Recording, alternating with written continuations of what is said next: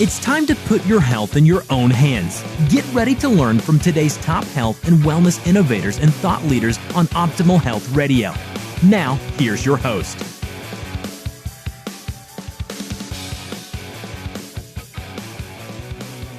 Hi, everyone. This is Tammy Patzer, and today we are going to be talking with Dr. Usha Mantha about non-alcoholic fatty liver disease. But first, let me tell you a little bit more about the doctor.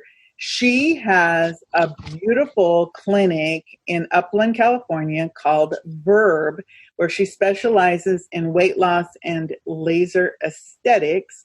And she also has an extensive background in OB, gynecology, family medicine, and she's board certified in family medicine and obesity medicine. So that's just a little bit about Dr. Mantha. Let's start with the question, exactly what is non-alcoholic fatty liver disease? So, good morning. Thank you, Patty. So, non-alcoholic fatty liver disease. So you may have heard some people would say, I have developed cirrhosis, or my mother or my sister has developed cirrhosis, and they never even ever touched alcohol. So that is precisely what non-alcoholic liver disease means. So non-alcoholic fatty liver disease means that the fat that we ingest when it is in excess of what we can burn, as it accumulates in our body parts, it also accumulates in the liver. Now, liver being a very sensitive organ for a lot of metabolism that happens in our body, it's a big organ, and it is the main functional area for the metabolism. So that metabolism is affected because of these little fat globules that are actually inside the liver cells. These fat globules over the time become inflammatory, and then they can cause pain, but what they do cause is more of fibrosis, which is adhesions, and these cells slowly are not functional. So now, first you start with accumulation of fat in the liver cells, then it can cause inflammation, then it causes something called steatosis and fibrosis, and eventually cirrhosis. And cirrhosis of the liver is almost like end-stage liver disease, which can ultimately also can cause liver cancer. So you can see non-alcoholic fatty liver is simply accumulation of excessive fat in the liver cells. So it can be quite serious then, even though you may have never had anything to drink, because most people think that liver disease is from alcoholism, but it's really not. So how common is non-fatty liver disease? So good question, because non-alcoholic fatty liver disease is becoming more common. The two main driving forces why we are actually now bringing the awareness for non-alcoholic fatty liver disease is because of two reasons. Number one is obesity or overweight, and second is diabetes, which are all actually all go hand in hand. So the prevalence is increasing, and it's up to 30% of adult population. So you can imagine 30% is a high percentage. So up to 30% of adult population have a non-alcoholic fatty liver disease, either in the beginning stage or in its advanced stage, in different stages. So it's very common. So when you talk about stages, I take it's like stage 1, 2, 3, 4. What are those stages, and what would the significance be related to those stages? So that's a good question, because we are talking about non-alcoholic fatty liver disease because as physicians, as weight loss experts, as primary care physicians, or even specialists as gastroenterologists, we believe that this is a lifestyle issue. It's related to a lifestyle issue, this chronic disease. So let us think about what are the stages. So there is liver. We ingest fat, it goes through our stomach and gets absorbed into our system. So in the original stage, there is only little bit of droplets of fatty tissue in the liver cells. So that is the early stage. The next stage is when it causes inflammation. So how it causes inflammation, the fat cells are inflammatory cells, and that we have absolutely confirmed now. And we have to be very, very confirmed, Tammy, that we know anywhere the fat cells are, they are inflammatory anymore. Higher the percentage of fat cells, the more inflammation. So the inflammation is red hot and tender. Whenever the inflammation happens, that inflamed tissue will cause what is called as adhesions and fibrosis. Whenever there is a healing happens, inflammation happens. Healing is by fibrosis.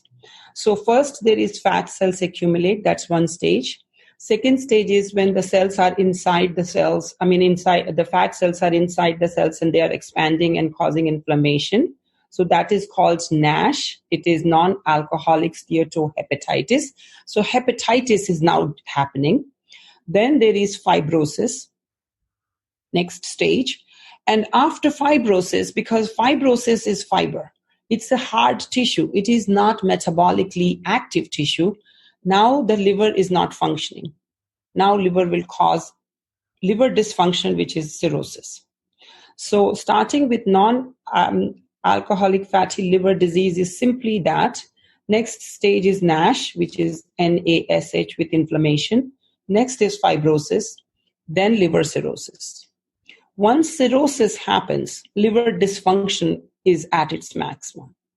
It can cause you metabolic disorder. It can cause bleeding disorder. It causes multiple things. It can, eventually lead to liver failure, kidney failure, heart failure, and of course, death and dying. And those people who don't have death and dying from cirrhosis and its secondary effects of cirrhosis of bleeding and infections, they can develop hepatocellular carcinoma, cancer. Any cirrhosis can eventually cause cancer. So it's a progressive type of disease, and basically cirrhosis means that the liver is dying or dead. So almost functionally. So how would you go about finding out if you have this? How is it diagnosed? So like many other diseases, Tammy, it is a silent disease. However, it is let me also talk about what age range. So let me put that etiological factor so we know who to look for. So it is common, it's more prevalent after age 40 or 45. And this is also the time when we diagnose our overweight, obesity, diabetes. They are all prevalent after 40 or 45 years of age. And all these metabolic, sort of syndromes go hand in hand with non-alcoholic fatty liver. So that is the age group that we are diagnosing this. Second is the Hispanics traditionally have more weight, so it is more common in Hispanic population. And so that is another. But we have also seen it's getting common in females, though the ratio, according to the books or studies, are like men and women equally can get it. But in my practice, I have to tell you, I have 10 women that I have diagnosed with non-alcoholic fatty liver disease. So it is, some places the women have more than men, but it's equal in both men and women. The next thing is etiologically, Asian women, for some reason, have a little bit more prevalence of non-alcoholic fatty liver disease. So in the diagnosis, number one is we look at the etiology. Number one, we look at the risk factors. So these are all risk factors. Age, sex, equal, men and women, whether you are Hispanic or Asian women. So that is another, risk factor. Other things are if you have diabetes, if you have hypothyroidism, if you have thyroid disorder, you are high risk. If you have had a cholecystectomy for some reason, you have a high risk of non-alcoholic fatty liver. Then you have, so these are the categories. And basically, it's an asymptomatic disease. However, so how do we diagnose? We do a blood work. I often tell my adult patients that when I'm ordering a blood work, I'm looking at their blood count, liver function, kidney function. And the liver function, there is one enzyme called ALT. It's alanine transferase. That enzyme is invariably elevated with non-alcoholic fatty liver disease, almost 100% of the time. However, we say that it's not necessary to be elevated, but in my practice, I almost see 95 to 100% time it's elevated. So there is a little blip in an enzyme of your liver that guides us to say, we must look for non-alcohol fatty liver disease. We must look for an ultrasound, and then we go ahead and diagnose with CT and MRI. Once we see that elevated liver enzyme, we go ahead and do further testing. We have to make sure it's not related to medications. Some of the common medications like metformin and some statins can increase the liver enzymes, so we must check it's not because of medications. We should check that it's not because of alcohol intake. We also have to exclude any hepatitis per se that can cause enzymes to go up. So the way to diagnose is, number one, we find the risk factors, okay, the ones which we talked about, whether there's male, female, which ethnic background. Number two is, are they taking medications? Number three, they're overweight and obese. Then we go ahead and do the exam, and then we do the blood test. There is a small proportion of people who will present with fatigue and malaise and have some right upper abdominal discomfort when the liver is going through the steatohepatitis stage. Because inflammation is happening, they are not feeling well. The stage we talked about between the fat being accumulated and the cirrhosis. During those times when there is inflammation, one can actually have fatigue, malaise, and upper quadrant pain, not tolerating fatty food, just not feeling well. So that is another stage when we can, pick these patients, do a blood work, do an ultrasound, and diagnose it. So with all that, is it something that is treatable and reversible? Is it something? And I also wanted to clarify, when you talked about hepatitis, is the term hepatitis, I always thought that hepatitis was a virus, but it doesn't sound like that's necessarily accurate. Right. So that's a great question. So word hepatitis means inflammation of the liver cells, period. How or what causes that inflammation is what we are discussing. So clearly, the common causes of hepatitis, or the ones which are more obvious, are infections. And those category are your hepatitis A virus, B virus, and C virus. So yes, you are right. Viruses are number one that affect the liver. Liver is less common to make a bacterial abscess in the liver, because liver is an organ that really deals with viruses as soon as virus hits the body. So they do get more attacked. Liver does get more attacked from the viruses. So that is one type of hepatitis. That is a cause of inflammation. When we exclude those causes, second cause is alcohol. Alcohol also causes hepatitis, also causes liver disease, cirrhosis, and leads to liver cancer. So and then the medications. Some of the medications can be toxic to the liver, and they can also cause inflammation of the liver. So yes, the word hepatitis is a big umbrella. One of the causes of hepatitis is non-alcohol related fatty liver changes. And the reason the liver attracts the fat is because all the carbohydrates we ingest, they are all working towards changing into fat and putting it back in the liver. They are actively working. So next time you eat a candy, remember, it's changing into fat and getting into your liver. So no candies for adults. because we don't metabolize this fat, we don't metabolize the carbohydrate, and carbohydrate is number one cause why we are getting heavy. Everywhere we turn around, there is a piece of carbohydrate ready to be, ingested, ready to be eaten by us. So that is how the word hepatitis is attached to non-alcohol fatty liver. So if I go to my doctor, what kind of questions should I be coming up with, just in general to make sure that I get checked for these types of things?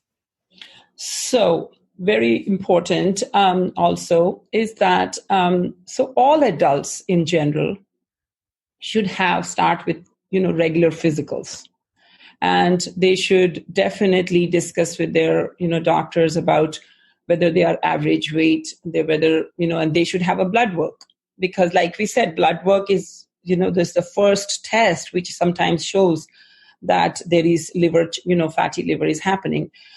Also, before I forget, though we emphasize that, fatty liver is prevalent in only overweight and obese patients, but normal weight diabetics can still have fatty liver changes.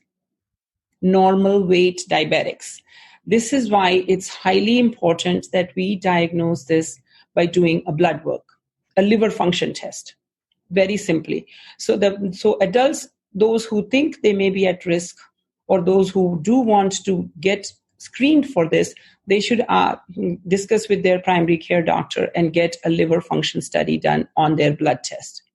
If that blood test shows any, elevation in liver enzymes, then their doctor should do a full physical exam and examine their liver. Once in a while, I have a patient who has an enlarged liver, and that is the first sign of liver getting bigger from fat accumulation. So they should have a blood work, a full comprehensive exam, and discuss the results with their doctor. So if they are having diabetes, if they have high cholesterol, if they have had thyroid disorder, if they have gallbladder removed and feeling like there is something not right, I always order ultrasound of the liver, which is then followed by an MRI of the liver. And that pretty much does the preliminary diagnosis. Confirmation of whether they absolutely have any further changes than just fatty liver, like we talked about steatosis or NASH or inflammation, they have to have a liver biopsy done. And liver biopsy is become very safe anymore. It's done with a fine needle and under ultrasound guidance. A little bit painful procedure, but nothing major. It's done in the radiology department, and the results are available within 1 week. So that is, that is the whole range of what needs to be done to diagnose it. So over time, then the damage that can be done, obviously, as it goes through the different stages. And then, of course, it could lead to liver cancer. What is the life expectancy? Again, I guess, does fatty liver turn into cancer, or is it just some people get cancer, some people don't? Yeah. All that. That's an important thing that we need to talk about, is that what's the course of, or what is the prognosis over 10 years and 20 years? Very fortunately, this disease, non-alcohol fatty liver disease, it's now coming, like I said, it's becoming much more, the awareness is coming now, because we have not known about it in the past, like 20 years ago, but we now know about it. So we are able to prevent the progression of it. It's not rapidly progressive disease. It's a curable disease. So if we are in the very early stages of fatty liver changes, we are absolutely 100% able to reverse it. The stage that becomes less reversible will be the cirrhosis stage. But there is up to 15 years time between very initial diagnosis of fatty liver changes to developing inflammation to become cirrhosis. Unfortunately, when we do not catch this disease in the early stages, and someone comes in and their liver enzymes are like 5 times high, and they are having symptoms, they are like losing appetite and their legs are swelling, now they are showing signs of liver failure, that is a very advanced stage. So we do have up to 10 to 15, 12 years. It's not progressive if you can treat it.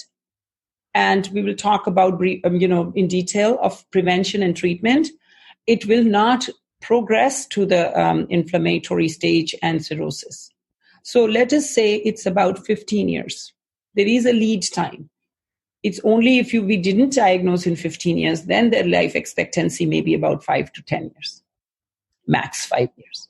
Well, then the good news is that if you're somebody who's going to your doctor and aware, you can actually stop it.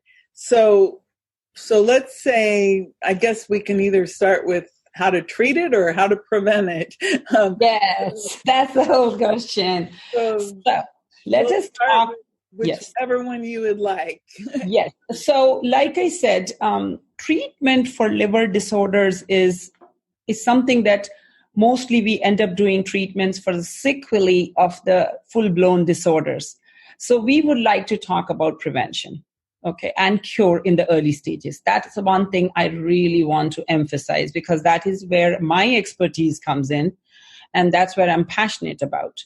So let us talk about what are the things that are proven for the treatment, or not treatment, prevention of progression of non-alcoholic fatty liver disease. So most importantly, there are two parts of this treatment that I'm going to emphasize heavily. So number one is lifestyle changes and dietary changes. Absolutely necessary. And second part of this is exercise. The benefits of these two major changes is, of course, weight loss. So the three things that we absolutely are saying is lifestyle change to change your dietary habits, lifestyle change to increase your exercise, and leading to weight loss. Let's talk about each of these. So the number one is our diet. And I'm very big upon this because, we now have proven, like I was mentioning before, that in order to prevent the fatty liver to progress, we have to increase our protein in our diet. And we have to absolutely reduce our carbohydrates no matter how we do it. We know carbohydrates directly cause fatty cells to grow. They directly cause old cells to not die. So they actually stop from destruction, and they actually increase the size of the fat cells. So we know carbohydrate does three bad things. First, it actually increases the size of the fat cells. Second, it actually increases the production of fat cells. And third, it stops them from dying. But if the old cells do not die and clear off of our body, they become toxic for us. So we know carbohydrates does this thing. So number one dietary change will be reduce carbohydrate food for treatment or prevention of fatty liver. Second is protein. We do want you to consume protein in moderate amount, which will be about 30 to 40% of your calorie intake a day. So which is about 70 to 100, up to 80 to 100 grams of protein per day. That protein, again, there are two types of protein. One is of animal origin. The second one is of plant origin. There has been studies that hypothesized that, animal-based protein was not as good as plant protein. However, we have come to a conclusion that we should just reduce the amount of animal protein and increase the plant protein. Either way, the protein itself with its branched chain amino acids and stuff will help the liver not to accumulate fat. Okay, so we need to increase our protein intake. In the protein intake, try and increase the plant-based protein and more than animal protein. So that is our protein intake. Now, the third one is the fat. That is the macronutrients. The three main things is carbohydrates, fat, and protein. So we talked about carbohydrates, talked about protein, and the third one is your fat. So the fat intake now has to be absolutely, you have to learn how to look at the labels. And we can talk about it in detail another time about mono and poly unsaturated fat. The way the Western diet is today, we are going to In-N-Out burgers, we are going to Taco Bells, we are going to, other places, and we are eating a lot of saturated food. Western diet is loaded with saturated fat. Saturated fat has to go, 0. That is the most important prevention part in the fatty liver. So the three main macro ingredients, carbohydrate, protein, and fat, and those are the three important things. In the fat, we have to reduce the saturated part of the fat. Just for a layman thought, saturated fat will become solid on room temperature. Okay? So any of your butter, your lard, or any other oils that actually become white when they are standing up on your counter is big no-no. Okay, so that is mainly the diet. Three main types of things for the diet. So next comes your exercise. Exercise is absolutely must in order to lose weight and to improve the liver function. Absolutely necessary. And I just want 4 things about exercise. It should be done almost every day, if not 3 to 5 times a week. You can skip 2 days if you want to. Number 2, it should be done 30 to 60 minutes. Start with 30 minutes, keep adding 15 more minutes per day if you can. Number 3, it should be moderate intensity. So if you're taking a stroll up and down the road, will not work as much as you jog a little bit. Now, for those of people who are overweight, obese, have heart disease, and they should consult with their doctors before they actually get onto the treadmills. However, they can slowly increase their pace. If they are walking slowly, they need to fast walk. So that is a moderate intensity exercise. And number 4 is it can be either aerobic or strength. It doesn't matter which type of exercise we are doing for fatty liver, because the studies have been done on all kinds of exercise. So we don't mind if you are on a treadmill, strengthening your heart, or you are doing your weights. In general, the weights are only done every other day for those who are not regular weightlifters, because we need to rest our muscles in between. So the strength training can be up to 3 times a week, but your regular aerobic exercise or running or, moderate type, that can be every day. Is that kind of right? So 4 things: daily exercise, moderate exercise, 30 to 60 minutes, and it can be a combination of aerobic and resistance training. So that is about exercise. Studies after studies are showing that number 1 treatment for non-alcoholic fatty liver disease is weight loss. 10 to 15% loss of your body weight from your baseline will actually reverse the changes of your fatty liver. And so those are the key. Almost 100% of the time, these will fix it. Next comes, so this is your diet, your exercise, and lifestyle change. Next is some supplements I want to talk about. So like I said, liver is the metabolic, warehouse of the body. So everything we take, everything we put in our mouth goes practically through the liver. And liver is very active and has lots of enzymes. It's a big organ, takes long time to damage it, but once the damage starts, unless we fix it, it can be progressive. So let's talk about supplements. So few supplements that we recommend is one of them is a herb-based called milk thistle. You may have heard about it. It has antioxidants, and it's over the counter. And it's the RDA, the over-the-counter dosage is enough for taking milk thistle 1 or 2 pills a day. Number 2, some of the other things that have been studied a little bit that supports liver is some zinc. up to 8 to 11 milligrams a day for men and women. And then selenium in about some micrograms, 300 or so micrograms. And then vitamin E now can be given for liver dysfunction. However, with vitamin D, the one thing we have to be careful is it does have two types. One is natural, from natural food, which is beneficial. But the synthetic one has more isomers. So one has to be consulting their physicians before they want to take synthetic vitamin E, because it can have a little side effect of prostate cancer. So vitamin E, consult your doctor, take your bottle to your physician, show them, consult them, and then let them decide whether you should take it or not. So, but milk thistle is easy to take, and your selenium and zinc in small amounts is easy to take. So those are the supplements. So now, more definitive treatment, absolutely definitive treatment that has been studied is more invasive, and that is your bariatric surgery.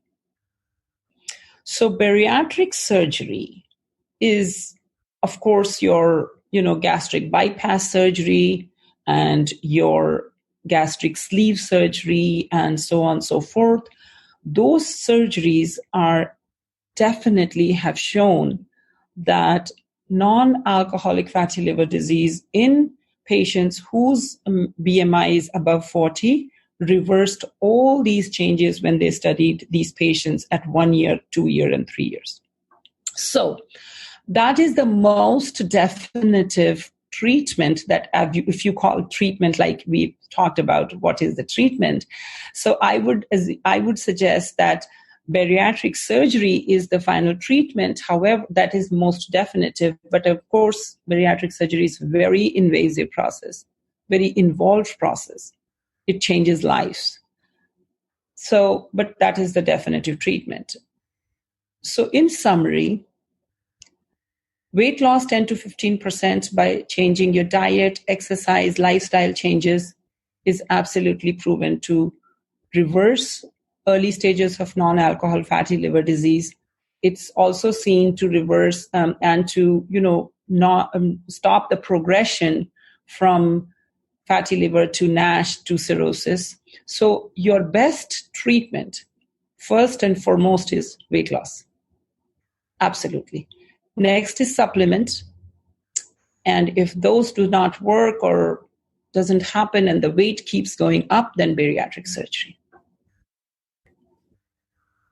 I'm listening to this, and it sounds to me like one of the best things that any of us can do is that, like you just said, lose weight, exercise daily, and eat higher protein, less less of saturated fat. Saturated fat. Yes, saturated. And so you mentioned reading the labels for different types of fats and different things like that.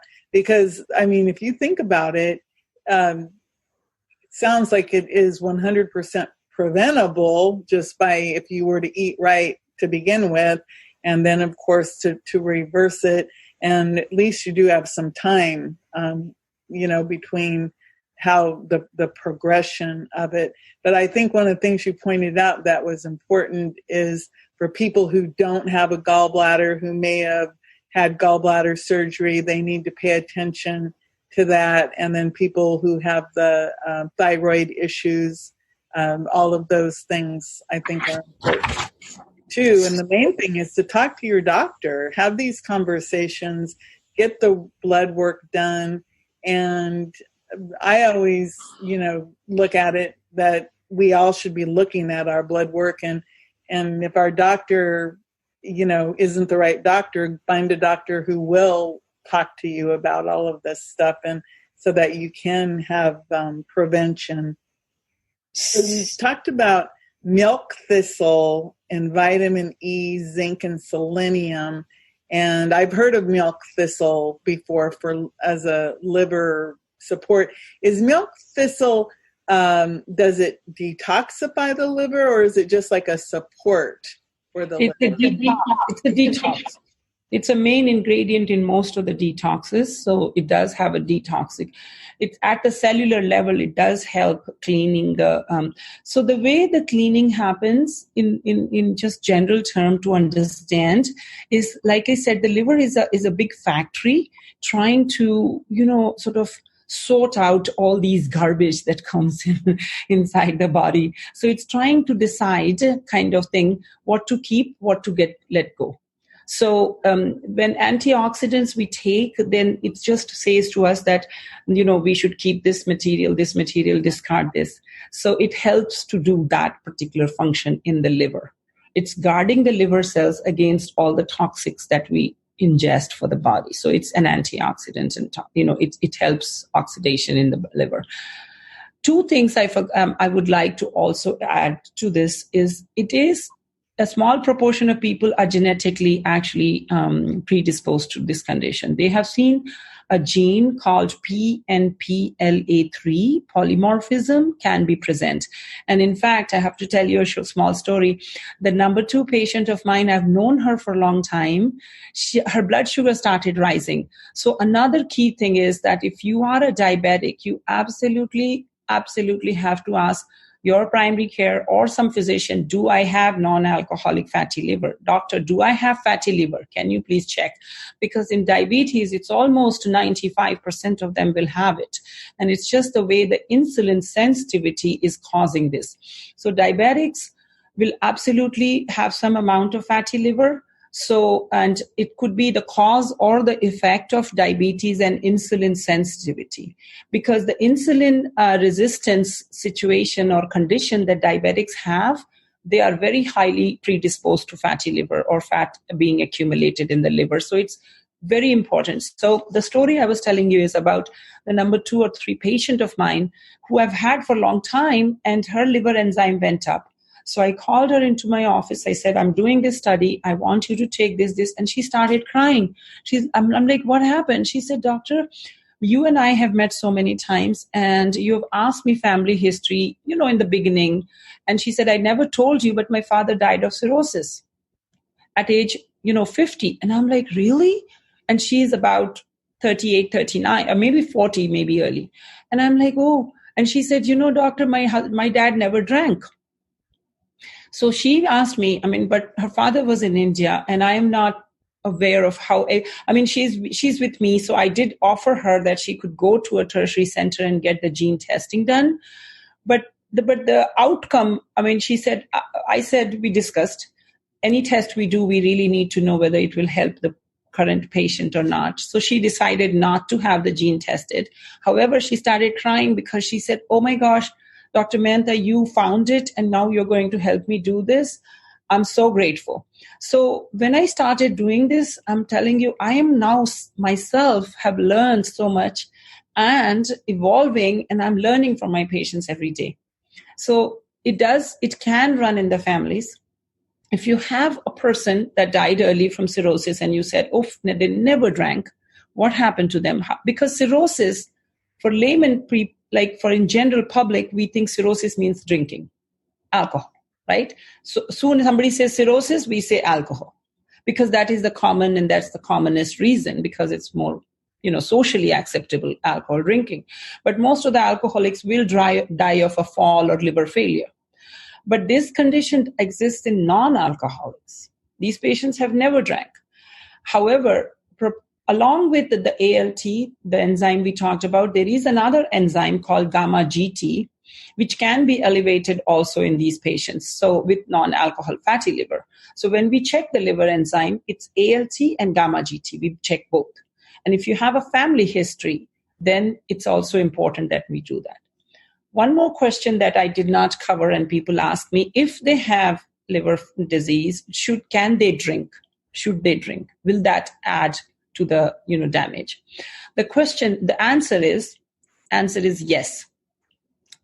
Some people have said no, they are two different etiology, but as a general person, as a primary care physician, and as just from our experience, I find that if they have one insult to the liver, they don't need to add more of the insult in the form of, medications and alcohol, specifically alcohol, because it's a social habit. It's a social activity. So if they can't stop drinking, they at least have to cut back. And our recommendation is for women, just 1 wine per day. For men, not more than 2 wine per day. In other words, if you're drinking other type of alcohol, it's called standard alcohol unit, which is about 14 grams of alcohol. And in a week, men can have 21 and women can have 14 units of those. So basically, it comes down to 1 wine and 2 wine practically, not more than that a day, because that can add to the, toxicity of the liver. And certainly there are some medications we have to absolutely avoid. And that list exists. And, as physicians, we'll take a look and guide accordingly.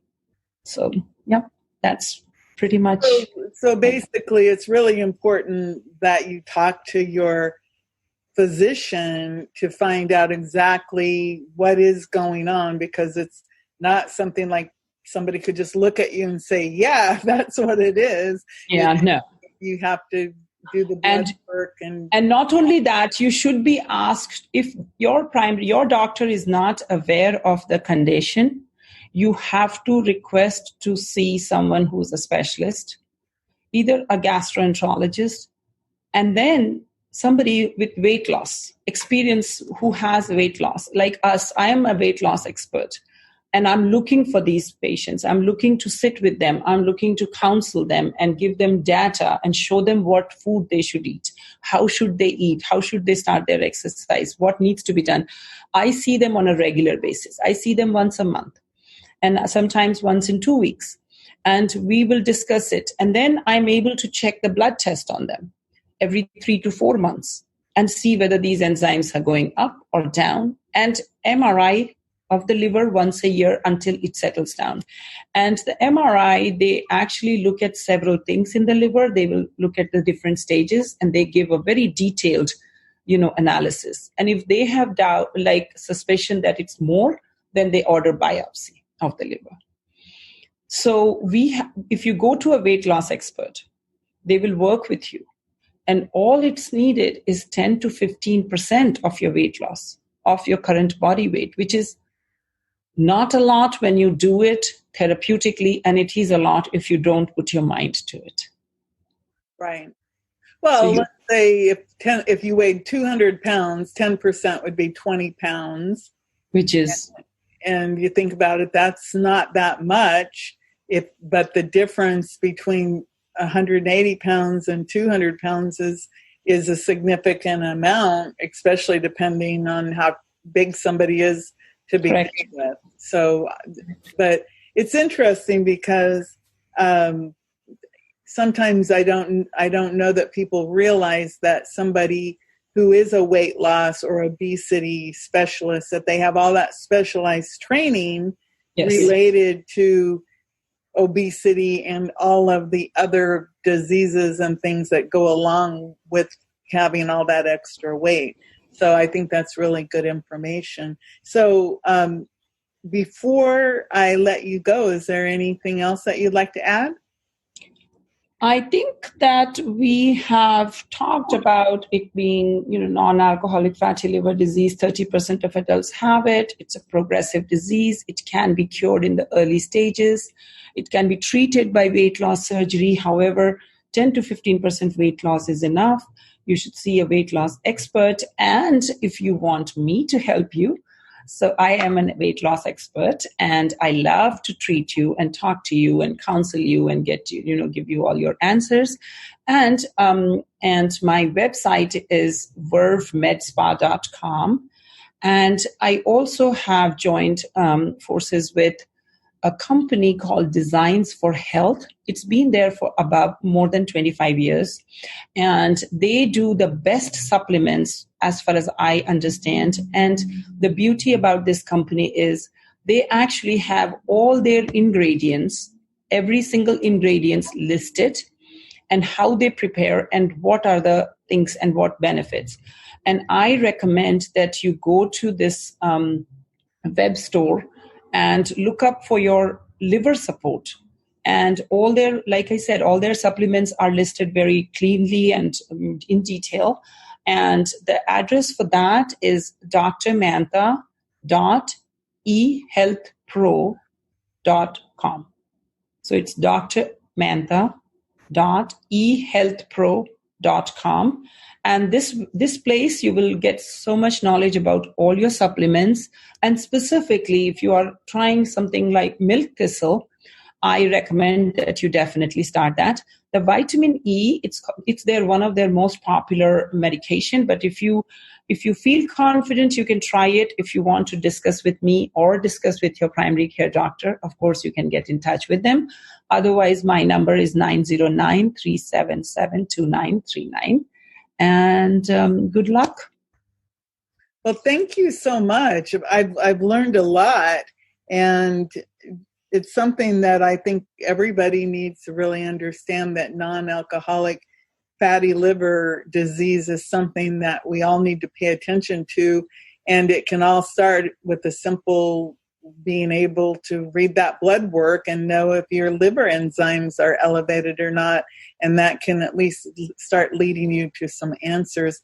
And definitely contact Dr. Mantha about this, because she is a weight loss expert.